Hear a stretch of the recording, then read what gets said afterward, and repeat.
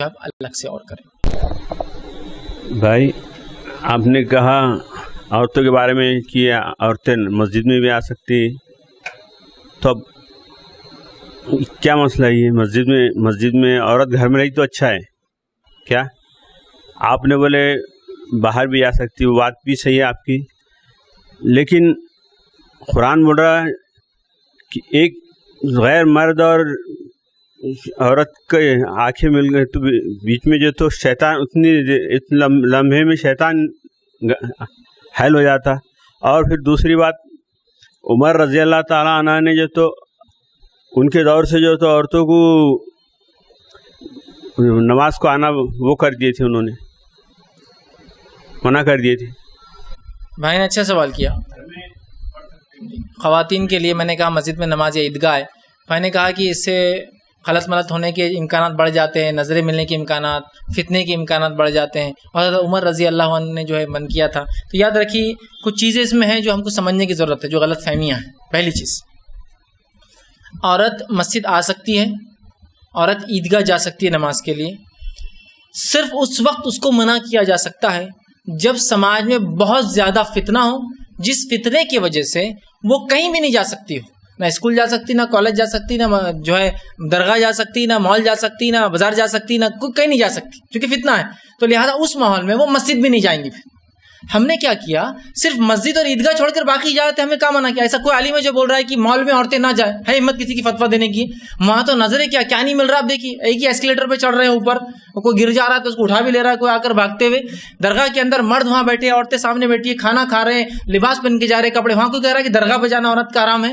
ایک بھی عالم کہہ رہا ہے؟ نہیں کہہ رہا ہے. سوال یہ ہے کہ صرف آپ فتنہ مسجد اور عیدگاہ اور مسجد میں جانے کو کہہ رہے ہیں، لیکن آپ کبھی مال میں، بازار میں، میلوں میں، یہ مینا بازاروں کے اندر اور چوڑی بازاروں کے اندر جہاں مرد اور عورتیں دھکے نہیں رگڑ کے چل رہے ہیں ایک دوسرے کے جسموں کو، وہاں نہیں منع کرتے. صرف کہاں احتیاط کر رہے ہیں آپ؟ مسجد میں. تو جب عورت کہیں بھی نہیں جائیں گی تو انشاءاللہ مسجد بھی نہیں جائیں گی.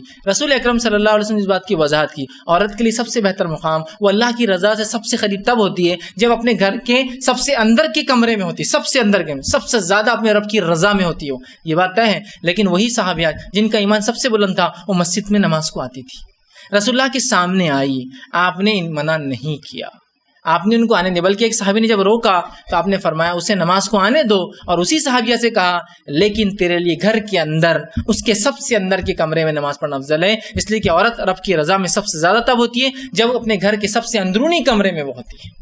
تو یہ بات تو اپنی جگہ ہے. تو اگر آپ بازار میں منع کر رہے، درگاہ پہ منع کر رہے، مال پہ منع کر رہے، سنیما منع کر رہے، کالج کو منع کر رہے، بازاروں منع کر رہے، تو پھر مسجد میں منع کیجیے نا. لیکن آپ سب جگہ اجازت دے دیے، صرف ایک جگہ فتنہ ہے. ایسا لگتا ہے پورے غنڈے، موالی، ڈاکو، چھڑ والے صرف مسجد میں بیٹھے اور باقی پورے نیک لوگ مالس میں بیٹھے ہیں مدد کے لیے، پورے اچھے لوگ درگاہوں پہ بیٹھے ہیں، پورے نیک لوگ سب جگہ، صرف درگاہ مسجدوں میں وہ ہے. تو سب جگہ بند تو یہاں بھی بند. دوسرا ایک بہت اہم بات جو بھائی نے کی اور جو عام طور سے ایک غلط بات پھیلائی جاتی ہے، اس کی کوئی حقیقت نہیں یاد رکھی، وہ یہ ہے کہ عمر ابن خطاب رضی اللہ عنہ نے اس بات کو بند کیا. اور ایک دوسری روایت جس میں عائشہ رضی اللہ عنہ فرماتی اگر اللہ کے رسول اس دور میں زندہ ہوتے اور عورتوں کو دیکھتے وہ کیا کر رہی ہے تو آپ مسجد میں آنے سے منع کر دیتے. یہ دو چیزوں کو لاتے ہیں، حضرت عمر کا قول اور یہ. سب سے پہلی چیز، عمر ابن خطاب رضی اللہ عنہ سے کوئی قول ثابت نہیں عورتوں کو مسجد میں آنے کی ممانعت کرنے کا، کوئی قول ثابت نہیں ہے. حضرت عائشہ سے تو بھی ثابت ہے، کوئی قول ثابت نہیں ہے اور کوئی عمل ثابت نہیں ہے. یہ کیسے ہو سکتا ہے کہ خلیفہ ثانی عمر ابن خطاب بند کر دے مسجد میں عورتوں کا آنا، اور اس کے بعد ہی مسلسل عورتیں اس زمانے سے لے کر آج تک حرم میں آتی رہے، اور آج تک مسجد نبی میں آتے رہے، آج تک پورے جزیرہ عرب میں آتے رہے، آج تک افسوس کی بات ہے پورے دنیا میں آتی رہے سوا ہندوستان کو چھوڑ کر. آپ رشیا جائیے عورتیں نماز کو مسجد میں آتی ہیں، آپ امریکہ جائیے عورتیں نماز کو مسجد میں آتی ہے، آپ پورے خلیج ممالک جائیے عورتیں نماز کو مسجد میں آتی ہیں، آپ پورے افریقہ میں جائیے عورتیں نماز کو مسجد میں آتی ہے. آج بھی صرف یہ بر صغیر ہندوستان، پاکستان اور بنگلہ دیش میں شاید پورے گنڈے، موالی، چھیڑ چھاڑ کرنے والے، فتنے کرنے والے موجود ہیں. حالانکہ رسول اکرم صلی اللہ علیہ زمانے کا ایک واقعہ سنیے آپ، کیا سنگینی تھی اس واقعے کی. یہ بات کے اقوال اگر ہوں گے بھی ثابت تو چھوڑیے، یہ سنیے اللہ کے رسول کے زمانے ہوا یہ. ایک عورت فجر کی نماز کو نکلی اپنے گھر سے، اور راستے میں ایک شخص نے اس عورت کو، اس صحابیوں کو کھینچ لیا، ایک گڑھے میں گرایا اور اس سے زنا بالجبر کیا. رسول اکرم صلی اللہ علیہ وسلم کی بات لائی گئی، آپ نے اس شخص کو جنہیں زنا بالجبر کیا اس کو سزائے موت دی، اور اس عورت کو بری، مطلب اس کو معصوم قرار دیا اور اس کو آزاد کر دیا. لیکن اس کے بعد کبھی یہ نہیں کہا کہ فجر میں عورت نہیں آئیں گے اس لیے کہ زنا ہو رہا ہے. فتنے کو روکا جائیں گا, شریعت نہیں بدلی جائیں گی.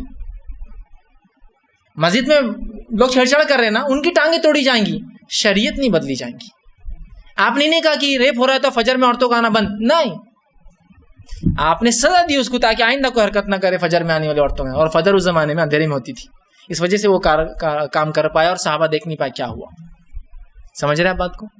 حضرت عمر سے تو کوئی قول اور کوئی عمل ثابت نہیں. اور یہ کیسے ہو سکتا تھا کہ عمر ابن خطاب کا فتویٰ اور اس کے بعد جو ہے عثمان جو ہے اس عمل کو نافذ کرے؟ حضرت عمر کے دور میں عورتیں آتی رہی, حضرت عثمان کے دور میں عورتیں آتی رہی, رسول اللہ علیہ وسلم کے زمانے میں عورتیں مسجد نبوی میں, مسجد حرام میں اور ہر جگہ جہاں مسلمان تھے آتی رہی. رسول کے بعد حضرت ابوبکر کے زمانے میں عورتیں مسجدوں میں آتی رہی, حضرت عمر کے زمانے میں آتی رہی, ایک دن بھی منع نہیں ہوا. اس کے برعکس میں واقعہ سناتا ہوں. یہ خود جو لوگ بولتے ہیں نا آنا نہیں حضرت عمر نے بند کیا, وہ خود سناتے, شرم نہیں آتی جب یہ واقعہ سناتے, جب سوچتے رہتے غلط بات سنا دے رہے کہ حضرت عمر کھڑے ہوئے, کیا انصاف تھا, کیا عدل تھا, کیا حکومت تھی, کیا سلطنت تھی کہ عمر کھڑے اور کہا آج کے بعد میں سوچتا ہوں کہ مہر کی رقم طے کر دی جائے. لوگ مہر میں بہت افراط و تفریط کر رہے ہیں, طے کر دی جائے. ایک عورت اٹھی خطبے میں اور کہا عمر جس چیز کو اللہ کے رسول نے فکس نہیں کیا تم کون ہوتے ہو اس کو طے کرنے والے. عمر نے کہا عورت حق پر ہے, عمر غلطی پر تھا, ختم. یہ واقعہ تو سناتے ہیں تو تھوڑا سوال یہ آ رہا کہ وہ عورت آئی کیسا تھی عمر کے دور میں جو عمر نے بند کرا دیا تھا رضی اللہ عنہ. کیا کہا آپ نے؟ عورت حق پر ہے, عمر غلط تھا. عورت بیٹھ گئی, پردے میں تھی اپنی جگہ, لیکن کہا اس نے اٹھ کر کہ قرآن میں اللہ نے کہا کہ اگر تم کسی کو قنطار خزانہ بھی دے دو, ایک بہت بڑا سونے کا پہاڑ بھی دو اگر مہر میں, تو واپس نہ لو, تو تم کون ہوتے عمر؟ رسول اللہ نے جس چیز کو طے نہیں کیا کہ تم طے کرو. عمر کہا عمر غلط ہے, عورت صحیح ہے. تو آتی رہی. عثمان ابن عفان رضی اللہ عنہ دور میں عورتیں مسجد نبوی اور دیگر مساجد میں آتی رہی. اس کے بعد علی بن ابی طالب کے دور میں آتی رہی. خلفاء راشدین کے بعد دیگر ادوار میں آتی رہی, اور اس دور سے رسول اللہ صلی اللہ علیہ وسلم کے لے کر آج تک آتی ہے. صرف ہم نے بند کر دیا. شاید گنڈے موالی پورے یہاں گئے تھے وہاں پر بر صغیر میں, اور چھیڑ چھاڑے پورے ہی کر رہے تھے, چونکہ عرب سے ہکالے گئے ہوں گے تو یہاں آ کے چھیڑ چھاڑ کر رہے. امریکہ سے ہکالے گئے ہوں گے تو یہاں آ کے جمع ہوئے چھیڑ چھاڑ کی. تو چھیڑ چھاڑ کو تو اور موقع ہی نہیں عورت کو, صرف مسجد تو ایک موقع ہے چھیڑنے کا, اور کہاں ہے کوئی چھیڑنے کا موقع؟ حالانکہ وہاں تو با پردہ آ رہی ہے, پورے پردے میں آ رہی ہے, ایک دینی تقریب میں آ رہی ہے. تو ایک جذبہ ہوتا ہے انسان کے اندر, اسپرچول جس کو بولیں گے, ایک جذبات ہوتے ہیں کہ دینی. جبکہ مالس میں, ہوٹلوں میں, تھیٹرز میں, میلوں میں اس میں کوئی جذبے ہوتے ہیں کہ وہاں تو دکھانے کو جایا جا رہا ہے, وہاں تو بتا نہیں جاتا, وہاں تو آپ اجازت دیتے ہیں. جو علماء یہ کہتے ہیں کہ عورت مسجد نہیں جائیں گی ہندوستان کے ماحول میں فتنے کی وجہ سے, میں ان سے گزارش کروں گا یہ فتویٰ بھی ضرور دے کہ مالس میں بھی نہیں جائیں گی, بازار میں بھی نہیں جائیں گی, درگاہ پر بھی نہیں جائیں گی, بازاروں میں جہاں مرد عورتیں ساتھ ہوتے ہیں, رمضان کی کسی بازار میں نہیں جائیں گی, عیدین کی کسی میلے میں نہیں جائیں گی, کسی میلے ٹھیلے اور کسی پروگرام میں نہیں جائیں گی. یہ بھی دے دیں تو میں تسلیم کر لوں گا کہ بھائی یہ بھی پھر سے سب جگہ چھوڑ کر ایک جگہ بند کرنے سے یہ جو فقدان علم کا آج ہے, عمل کا ہے, یہ اسی وجہ سے بھرا ہوا ہے. تو بھائی نے ایک سوال کیا کہ مسجد میں عورتیں اور آدمیوں کو الگ کرتے, تو ہاں معنی یہی ہے, عورتوں کی مسجد الگ رہتی ہے, آدمیوں کی الگ مسجد رہتی, امام ایک رہتا بس. ایک ساتھ پڑھنے کا مطلب یہ نہیں کہ ایک جگہ. اب حرم میں چونکہ بہت مشکل ہوتا ہے ان کو مینٹین کرنا, ویسے وہ کرتے ہیں, مسجد نبوی میں تو انہوں نے الگ ہی کر کے رکھا. تو نماز مرد عورتیں اگر مسجد میں نماز پڑھیں گی تو اس کا ہرگز یہ مطلب نہیں ہے کہ ساتھ پڑھیں گی. عورتیں اگر مردوں کے ساتھ نماز پڑھیں گی کا مطلب یہ مردوں کی مسجد ہوں گی, عورتوں کی مسجد ہوں گی, امام ایک ہوں گا, دونوں ایک کے پیچھے چلیں گے.